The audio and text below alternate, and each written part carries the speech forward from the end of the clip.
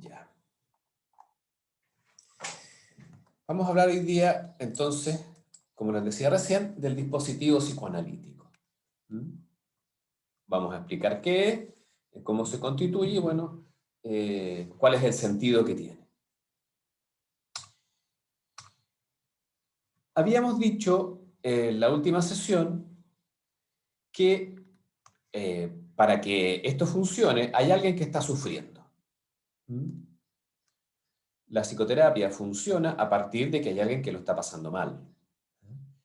Pero no solo sufre, sino que se siente dividido subjetivamente, se siente extraño dentro de este sufrimiento, hay algo que no le cuadra, y a raíz de ahí pide algo, pide ayuda.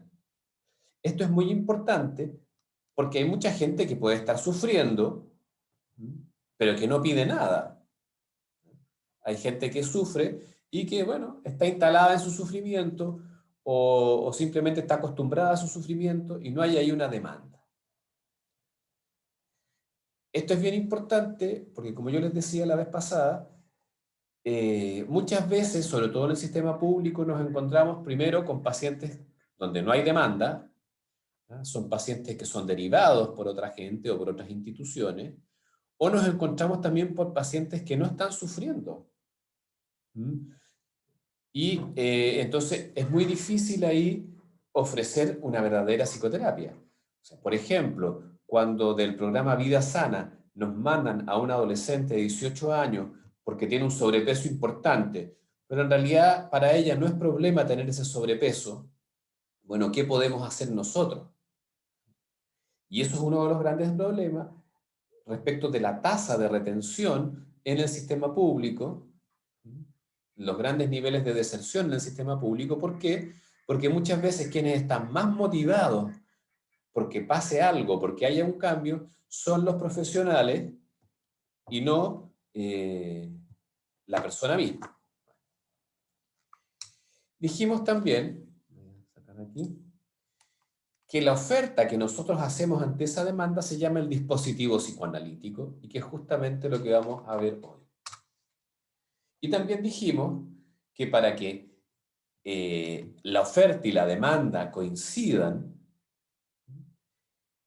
existen las entrevistas preliminares, donde tenemos que cerciorarnos de que se instale la transferencia, tema que vamos a ver hoy, y que haya un cierto grado de implicación subjetiva, que la persona se sienta tocada respecto de lo que le pasa, se sienta parte de su sufrimiento y de que algo puede hacer.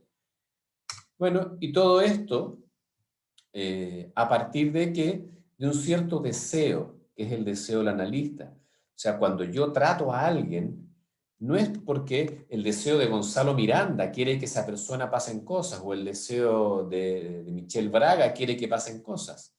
¿Ah? Es desde una ética particular que yo opero, trabajo para que pasen ciertas cosas. Entonces, vamos a hablar ahora de esto que nosotros ofrecemos, que es el dispositivo psicoanalítico. Y es importante que entiendan que siempre esto es así, no es solo en el psicoanálisis o en cualquier tipo de psicoterapia. Si alguien llega, por ejemplo, porque le cuesta caminar, ¿ah? Siente un dolor en la rodilla, y va al traumatólogo, el traumatólogo, qué sé yo, le hace una resonancia magnética y dice, miren, usted tiene un problema X a nivel de menisco y tenemos que operar.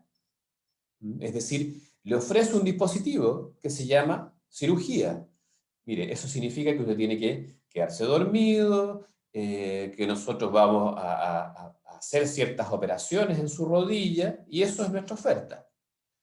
Si la persona dice, no, es que yo pensaba flores de Bach, yo quiero flores de Bach, el traumatólogo le va a decir, disculpe, pero yo no trabajo así. Esto es lo que yo le ofrezco.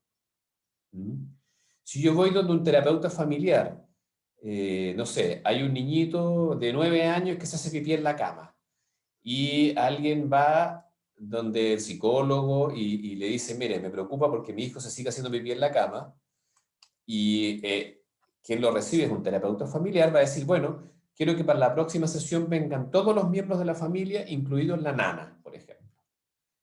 puede que ese papá diga, no, pero nada que ver, pues si yo quiero que arregle a mi niño, ¿por qué tiene que venir toda la familia? Bueno, porque ese es mi dispositivo, yo trabajo así. Eso es importante.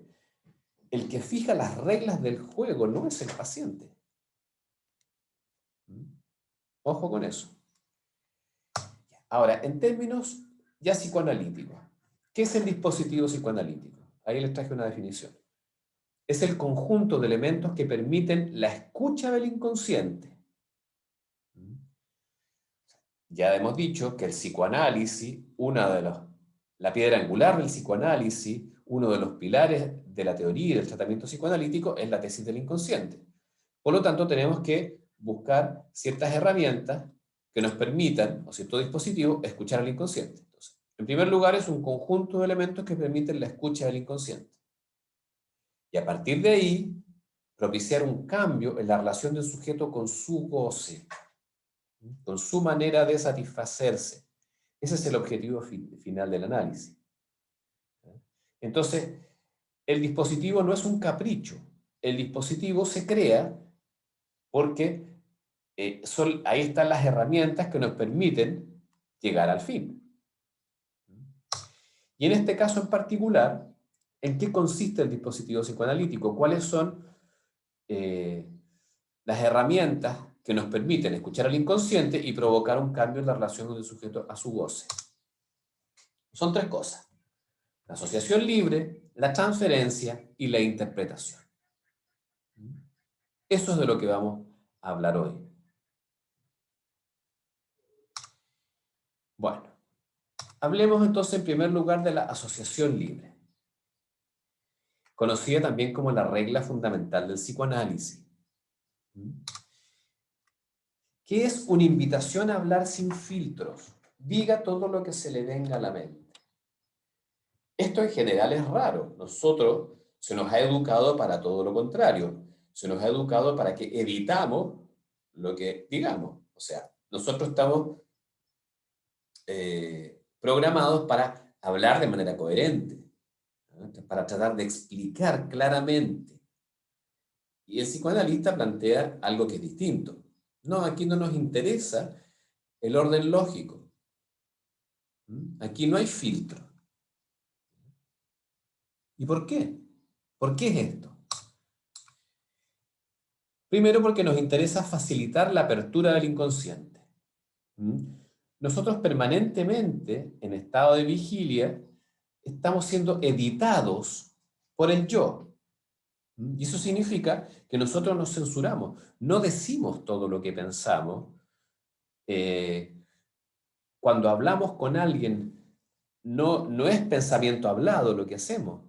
Hay ahí una censura. Bueno, pero a nosotros nos interesa facilitar la apertura del inconsciente. Nosotros sabemos que cuando alguien habla, dice más de lo que cree decir.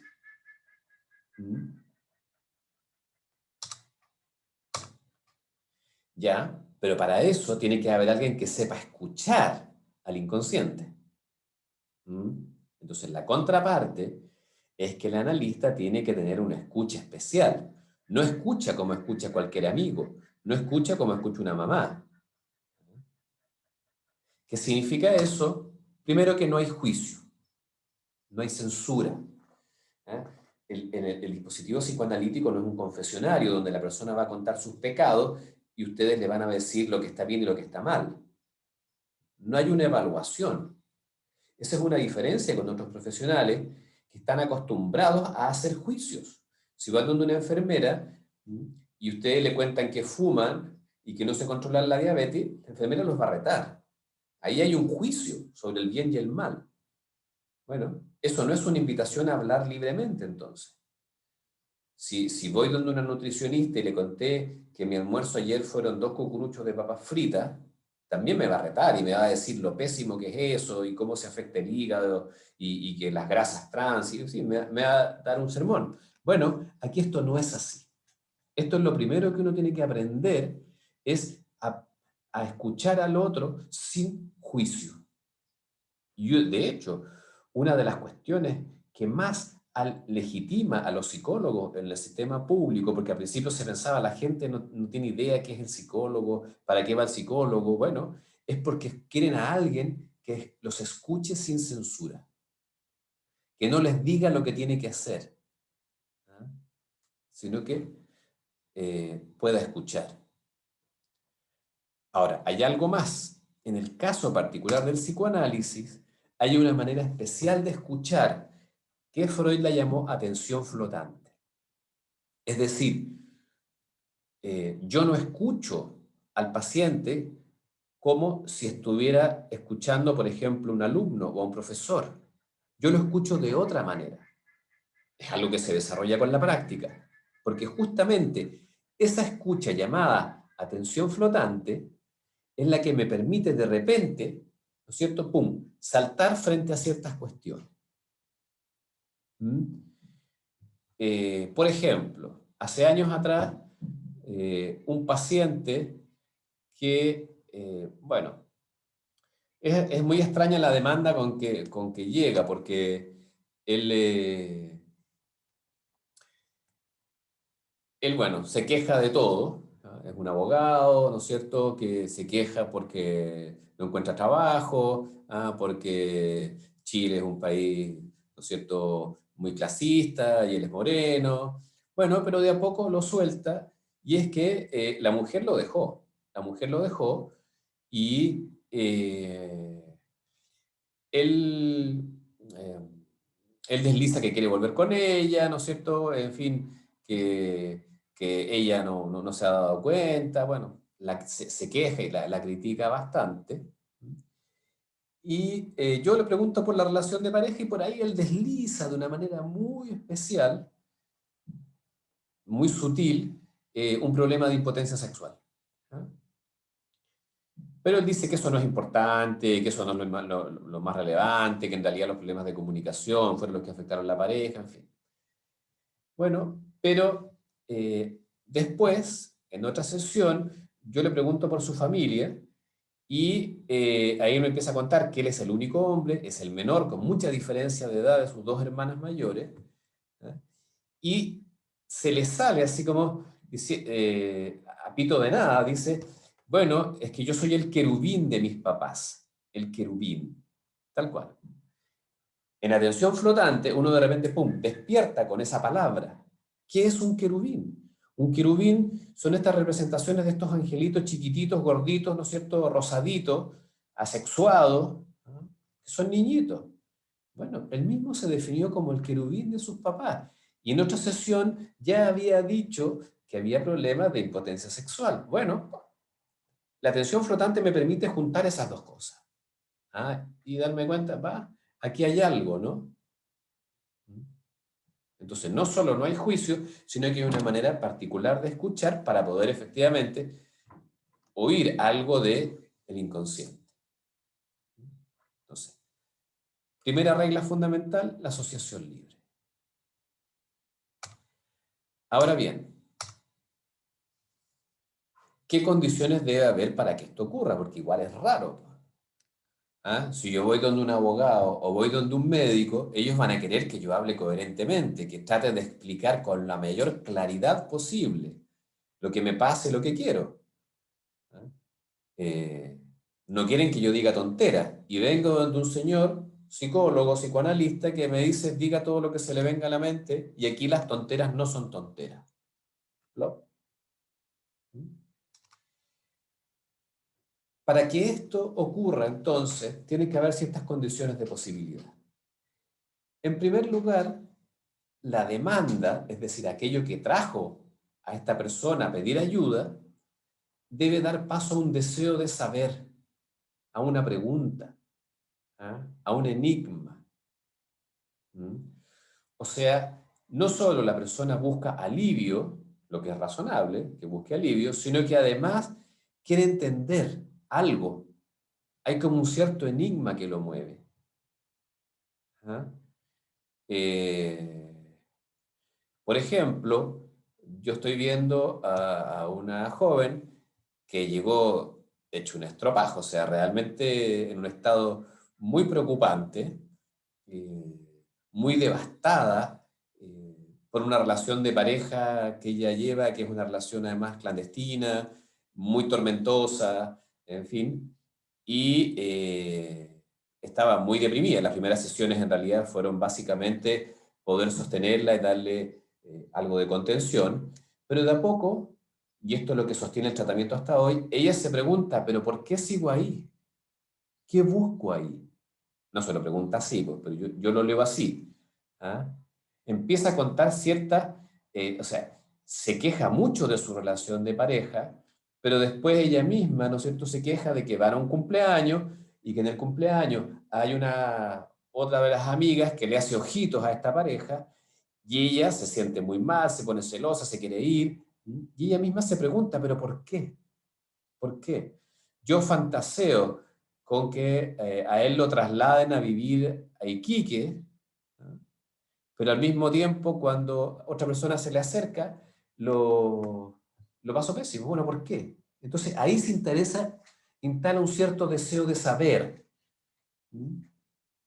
Entonces, ahí la asociación libre cae como una suerte de método para explorar una verdad oculta. ¿Mm? Y de hecho esta paciente se acuerda de cosas, junta cosas, de repente dice, ya, yo iba a decir esto, pero en realidad lo que de verdaderamente estaba pensando es esto otro, y lo cuenta. Empieza a contar fantasía, empieza a hablar de cosas que en otro contexto no habría hablado. ¿Mm? ¿Por qué? Porque es una manera de intentar responderse a algo, a una pregunta, el deseo de saber. Y algo que vamos a ver ahora, porque no hemos hablado del concepto de transferencia, la transferencia inicial debe dar paso a la transferencia del inconsciente mismo. ¿Qué significa eso? Que yo le supongo un saber al inconsciente. Las personas que tienen transferencia con el psicoanálisis y que llegan, por ejemplo, pidiendo psicoanálisis, que a mí me pasa, quiero analizarme, esas personas en general, muy rápidamente, digamos, ellas mismas generan sus propios enigmas. Por ejemplo, a ver, la semana pasada, una paciente, que es psicóloga, que tiene transferencia al psicoanálisis, eh, dijo, se equivocó, un lapsus, dijo, iba a decir, esta semana he estado con mucha pena, pero dijo, esta semana he estado con mucha pene. ¿Ah? O sea, se pegó el tremendo lapsus. Yo no tuve que decir nada, ella misma se empezó a reír, se dio cuenta. ¿Por qué? Porque cree que eso no es un error cualquiera. Cree que ahí se manifiesta algo del inconsciente. ¿Mm? O pacientes, por ejemplo, que traen sueños. Soñé tal cosa. Para traer un sueño es porque ya hay transferencia al inconsciente, que lo voy a explicar un poco después. ¿Mm? Entonces, en resumen, primer elemento del dispositivo psicoanalítico es la asociación libre. ¿Por qué? Porque es la manera de explorar el inconsciente y a nosotros nos interesa, ¿no es cierto? Eso, nos interesa hacer un cierto descubrimiento de lo que pasa a nivel inconsciente.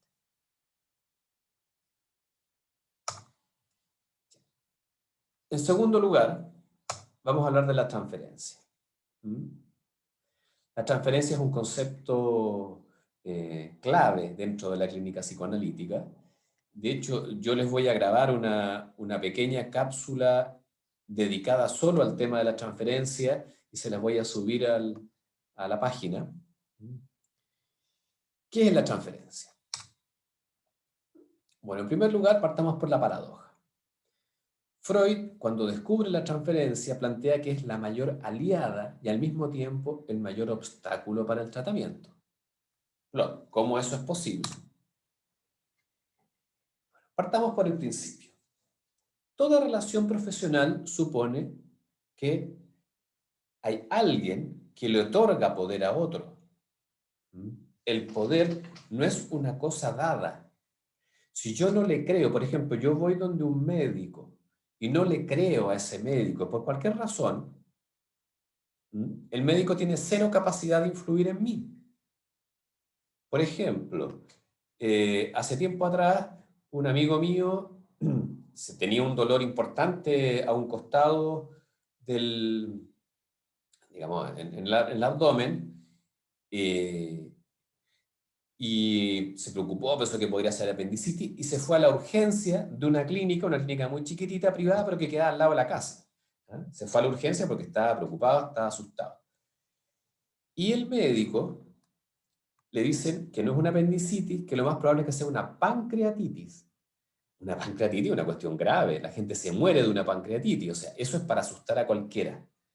¿Ya? Sin embargo, mi amigo se devolvió a su casa de lo más tranquilo, se quedó, digamos, se cuidó con dieta, se, qué sé yo, tomó agüita, y al preguntarle, ¿pero qué te pasó? Te dijeron que podías tener una pancreatitis. Eso es grave. Él dice, sí, pero ¿sabéis qué? Es que no me tincó el doctor. Y ahí cuenta que el médico era o peruano o ecuatoriano, y lo dice así, textualmente. No, mira, era un médico así como chiquitito, bajito, es que hablaba así, ¿no? Pues parece que usted tiene una pancreatitis, no, no le iba a creer nada.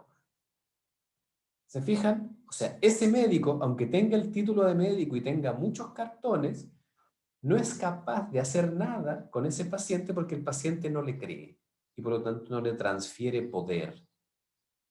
Por el contrario, uno a veces hace cosas absurdas, ¿no? Porque le transfiere mucho poder, por ejemplo, a un médico.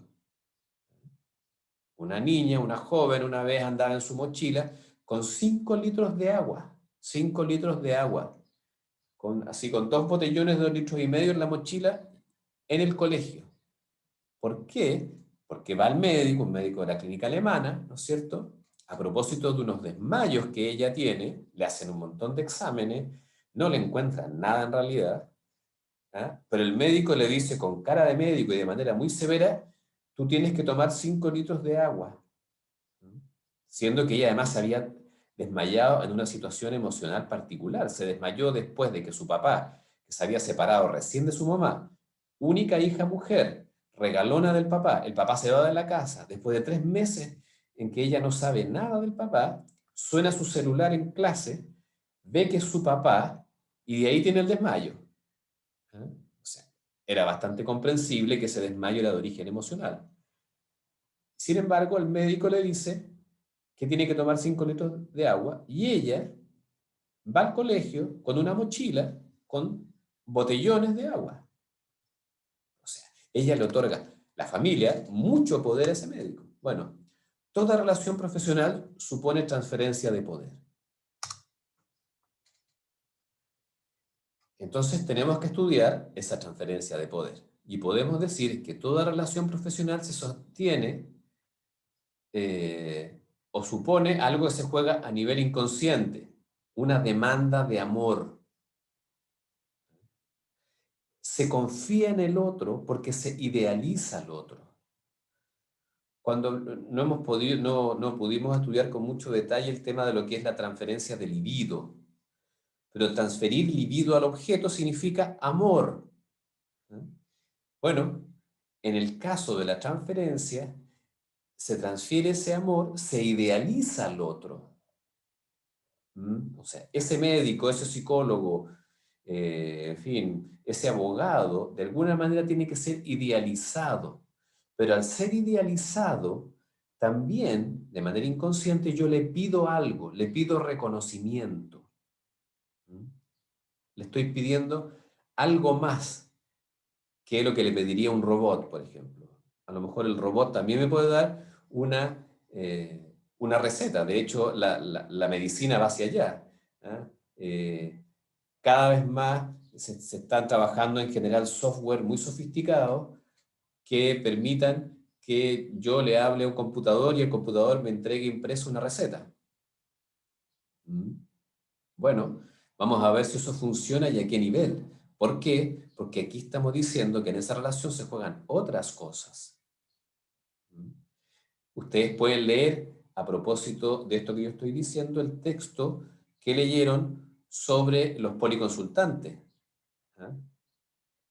Y cómo lo que se juega en esa relación es mucho más que una respuesta técnica. Hay una demanda de reconocimiento, una demanda de amor. Y por lo mismo es muy fácil caer en las trampas del amor.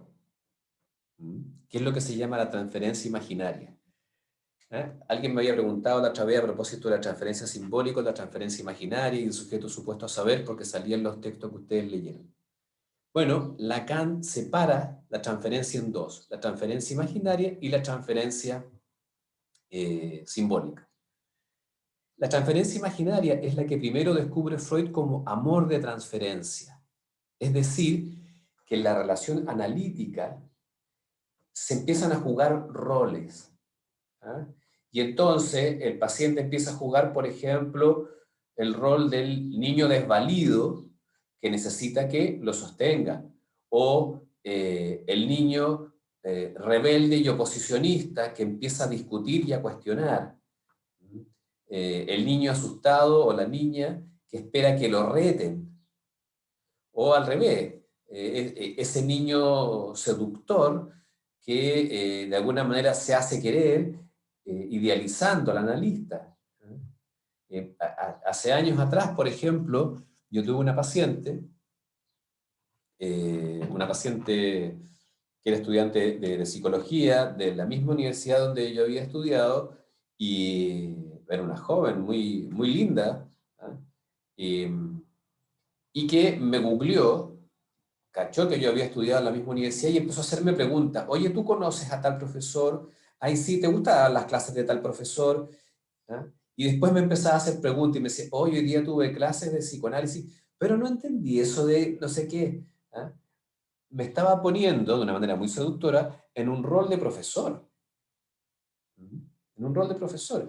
Y era súper fácil caer, claro, porque yo me podría haber sentido fantástico, así como una especie de mentor de esta paciente, ¿ah? Y haberle recomendado lectura, y haberle qué sé yo, pero eso es una estupenda manera de caer en la trampa, porque ahí la transferencia actúa como una resistencia, es decir, es una manera de establecer roles para no cambiar.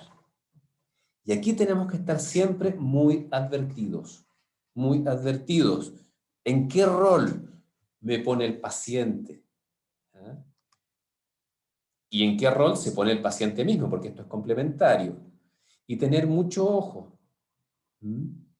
Porque, como digo, es muy fácil caer en estas trampas si uno no está más o menos advertido, y por eso que para la formación analítica es tan importante el propio análisis, porque justamente uno está más despierto, más atento a estas trampas, y cuesta menos caer en la transferencia imaginaria. Bueno, entonces, esta es la parte, si se quiere, del obstáculo al tratamiento. Ya, pero también podemos ver por qué la transferencia es la mayor aliada al tratamiento. Y aquí tenemos la idea de transferencia simbólica. ¿Qué significa esto? Lo que se le demanda al analista, al profesional, al terapeuta, es un saber. El paciente está dividido, no sabe lo que le pasa, no entiende bien y quiere un saber. Entonces, y aquí está la expresión que ustedes leyeron y que a lo mejor no entendieron, el analista se instala como sujeto supuesto saber. ¿Por qué? Porque el analista tiene que ser muy pillo y ocupar ese papel, pero en el fondo de su corazón sabe que no sabe, que la respuesta no está en lo que estudió en la universidad, en los seminarios que ha tomado, qué sé yo, en los cursos que ha hecho o en los libros que ha leído. Ahí no está la respuesta, porque el saber que verdaderamente sirve para cambiar está en el paciente. Entonces, el paciente quiere que el analista le diga, que le responda, ¿quién soy? ¿Ah? ¿Qué me pasa? ¿Qué necesito? En fin. Y el analista, vamos a introducir una nueva palabra acá también, se ubica entonces como semblante de saber. ¿Ah? Acepta esa demanda de saber, pero en el fondo sabe que no tiene las respuestas. Esto es lo más complicado. no creer que uno tiene las respuestas, porque este es un saber distinto, no es un saber universitario. Lo que nos interesa acá es el saber inconsciente del mismo paciente. Si un paciente, por ejemplo, cuenta un sueño, de alguna manera lo va a hacer esperando que el analista le diga qué significa ese sueño.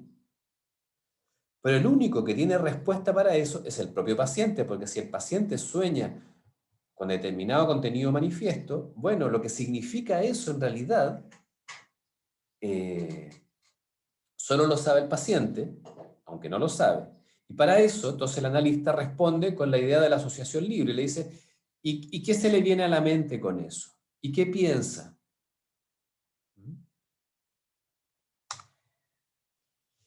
¿Qué es lo mismo que decir que se redirige la transferencia hacia la suposición de saber del inconsciente? Es decir, tenemos que lograr que el paciente acepte esta propuesta de que el que sabe verdaderamente es el inconsciente. Y por eso hace la asociación libre, por eso acepta esa regla, que en otro contexto sería una regla muy loca. Y por eso los pacientes analíticos, cuando ya llevan cierto tiempo, ya saben y van a decir una cosa y dicen, pero en realidad estoy pensando en otra cosa. Y me acordé de esto. Y uno a veces subraya una palabra y se van por otra línea asociativa, pero hacen asociación libre. ¿Ah? No, hay unos que cuesta mucho, sobre todo los obsesivos, que les cuesta mucho dejar de editarse. Y siempre tratan de buscar como la palabra correcta, armar las frases de manera coherente y les cuesta mucho soltar el control yoico. Pero de a poco esto se puede hacer. ¿Por qué? Porque la respuesta está en el inconsciente. Entonces, primer punto, asociación libre. Para que haya asociación libre, tiene que haber transferencia. La transferencia tiene dos niveles. La transferencia imaginaria, que es en el fondo, en su vertiente más, eh, como yo decía, le puse esa palabra, como de jugar ciertos roles en la relación. Y la transferencia simbólica, donde el analista es ubicado como en el lugar del saber, pero que tiene que ser lo suficientemente inteligente para no renunciar a eso, pero devolver esa pregunta al mismo paciente, un poco como lo que hacen los maestros zen, los maestros budistas. Cuando los discípulos le hacen preguntas al maestro, el maestro nunca contesta. El maestro transforma esa pregunta en otra cosa, pero para que, por ejemplo, el maestro budista le responde con un bastonazo. El discípulo le pregunta, maestro, y qué sé yo, y el karma, no sé qué, le hace una pregunta, y el maestro le pega con un bastonazo en la cabeza. Bueno, en cualquier persona se estaría arrancando de esa situación si es que no hubiera transferencia. Hay transferencia porque supone de que ahí hay algo que le quieren decir. Ese bastonazo no es al azar. Bueno, eso es muy importante. Si el analista dice algo, no es al azar. Algo me quiere decir. Eso es transferencia. Y por último, hablemos del tema de la interpretación. Ya hemos dicho que el paciente sufre, está dividido por sus síntomas, no entiende qué le pasa. Entonces pide ayuda porque su saber no le alcanza. ¿Cómo se responde a eso? A través de lo que llamamos interpretación, en transferencia. Y aquí las aguas se dividen entre distintos tipos de psicoanálisis. ¿Ah? La tradición psicoanalítica más ortodoxa, la tradición más de la internacional psicoanalítica, aspira a lo que se llama el verdadero sentido, es decir, el paciente, por ejemplo, cuenta un sueño o el paciente tiene un lapsus y el analista le dice, le da una interpretación, es decir, el analista es como un intérprete, como un traductor. ¿Ah? Es como que el paciente hablara en un idioma y el analista supiera traducir ese idioma a otro. Y entonces le responde de esa manera. Bueno, En la tradición del psicoanálisis, como digo, más ortodoxo, eso es así. En el psicoanálisis intersubjetivo y en el psicoanálisis lacaniano, esto se considera aberrante, porque sería como que el analista le pudiera leer la mente al paciente. Entonces, en el psicoanálisis, por ejemplo, en el lacaniano, lo que se hacen son intervenciones que producen lo que se llaman efectos de sentido. Es decir, el analista no le dice, ah, lo que usted quiere decir es esto, ah, lo que usted soñó es esto, sino que hace pequeñas intervenciones, subraya una palabra, hace un corte, repite una frase, a veces corta la sesión y la deja hasta ahí, porque la idea es que eso produzca un cierto efecto, una duda, un, a ver, no provoque una respuesta inmediata, sino que algo que hace sentido, pero es un sentido que después puede ser elaborado y que no necesariamente se puede poner tan claramente en palabras. El capítulo de la interpretación es todo un tema. Yo les puedo dar después algún texto específico sobre este debate de qué es lo que es una verdadera interpretación. Pero ¿por qué se plantea esta división o por qué se plantea que las intervenciones no deberían ser una lectura de la mente?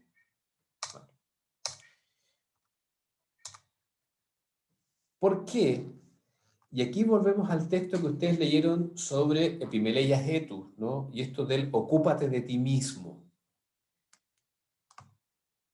Lo que está en juego es el problema de la verdad. O sea, el análisis lo que propone es que el sujeto cambia a raíz de el encuentro con una verdad interior. Ya, pero ¿cuál verdad? ¿Cuál verdad? La verdad que interesa al psicoanálisis es el deseo y el goce, es decir, inconscientemente, ¿qué andamos buscando en la vida? Muchas veces nuestro yo nos dice algo, pero en la vida parece que estamos buscando lo contrario. Por ejemplo, me acuerdo de una mujer muy deprimida, que, imagínense, se había separado hace 20 años, y todavía básicamente hablaba de eso, hablaba de eso, hablaba de su separación matrimonial, su separación matrimonial, su separación matrimonial, después de 20 años. Eh, bueno, de a poco, yo le pregunto, ¿no? Un poco por esta relación, que según ella es el amor de su vida, es la única relación importante que ella ha tenido, sigue pegada ahí, de hecho, y en algún momento, eh, a ver, pasa una cosa interesante, ¿no? Y es que ella cuenta, no había contado, que hay un ex amor, un antiguo pololo de su juventud, que a ella la llama, le manda flores para su cumpleaños. ¿Ah? Y yo le pregunto, así como ingenuamente, como, bueno, ¿y qué pasa ahí, no? Y ella reconoce que no le pasa nada con ese ex pololo. ¿Ah? Y empieza a contar eh, cómo, a ver, ella dice que siempre le han gustado los hombres formales, ¿ah? Que los hombres que se visten bien, que son muy caballeros, que le abren la puerta a la mujer en el auto, en fin. Ella siempre repite que su amor, así como platónico, es el príncipe Felipe de Edimburgo, una mujer ya de cierta edad. Y lo interesante es que este amor verdadero es todo lo contrario. Ella enloqueció en la época universitaria por, digamos, alguien que estudiaba en su misma universidad, que es todo lo contrario, una persona más bien que no es muy galante, no la trata bien, yo diría que más bien la maltrata, eh, qué sé yo, que bueno, ha sido infiel varias veces, que jamás en la vida ha tenido un gesto así como de regalarle flores. Entonces, el discurso del yo es que a ella le gustan los hombres, ¿no es cierto?, elegantes y caballeros. Pero en la práctica, ella está pegada con lo que llama el amor de su vida, que es todo lo contrario. Y eso permite el tratamiento, porque en el fondo ella se empieza a preguntar, qué rara soy yo, qué rara soy yo, ¿por qué me gustan estos hombres si en realidad no? Pues a mí me gustan los otros tipos de hombres. Bueno, esa es la verdad que nos interesa, el verdadero deseo inconsciente y la forma de gozar también. ¿Ah? Cómo esta mujer, por ejemplo, goza en este papel de la mujer abandonada. Qué raro, po. Pero bueno, los seres humanos somos raros. Entonces, la interpretación apunta a una verdad, pero como es la verdad del deseo y el goce, es una verdad que capa el lenguaje y solo puede ser dicho a medias. Por eso que en general, desde la perspectiva lacaniana, nosotros no hacemos interpretaciones que son verdaderos relatos. ¿Por qué? Porque lo que hace eso es que la persona cambie un cuento por otro cuento. Y después de años de análisis termina diciendo, bueno, lo que pasa es que yo soy así porque a mí me abandonaron cuando yo tenía tanto, mis papás se separaron y yo me fui a vivir con mi abuela y qué sé yo. Ya, pero ¿eso logra que la persona cambie? Solo cambia en la medida que modifique algo de su deseo y de su goce. Entonces, y volvemos a las clases teóricas. Dijimos que el síntoma es una manifestación del inconsciente, una manifestación disfrazada del inconsciente. Pero también dijimos que el síntoma es una forma de satisfacción. Entonces, ahora le vamos a poner otro nombre y vamos a decir que el síntoma tiene una envoltura formal que es simbólica, que son las formaciones del inconsciente. Eso durante el tratamiento se va desnudando, pero algo queda ahí, algo insiste, que es ese núcleo de goce. ¿Ah? Y el cambio al que aspira el tratamiento psicoanalítico es el cambio de la posición subjetiva respecto del goce. La persona se tiene que enterar de que goza y buscar formas de gozar, que gozar incluye el sufrir, que sean menos mortificantes o menos mortíferas. ¿Ah? Nosotros hemos dicho que todos generamos arreglos, nos las arreglamos en la relación al goce, bueno, pero hay arreglos mejores que otros. Hay arreglos que nos llevan a vidas tormentosas, vidas sufrientes, vidas sin mucha gracia, ¿ah? Y otras personas que no. Entonces, la idea es llegar a un nuevo arreglo respecto del goce. ¿Ah? Y subrayo esto porque yo les dije, toda psicoterapia busca cambios. Las psicoterapias son procesos donde se aspira a que la persona cambie. ¿Mm?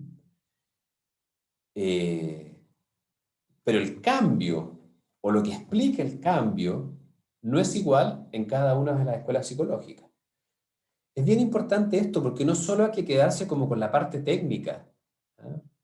Eh, o sea, ¿qué es lo que tengo que hacer con este paciente? ¿No? ¿Hacia dónde quiero dirigir la cura? Esa es la pregunta del millón. Y eso es lo que yo quería transmitirles hoy a propósito del dispositivo psicoanalítico.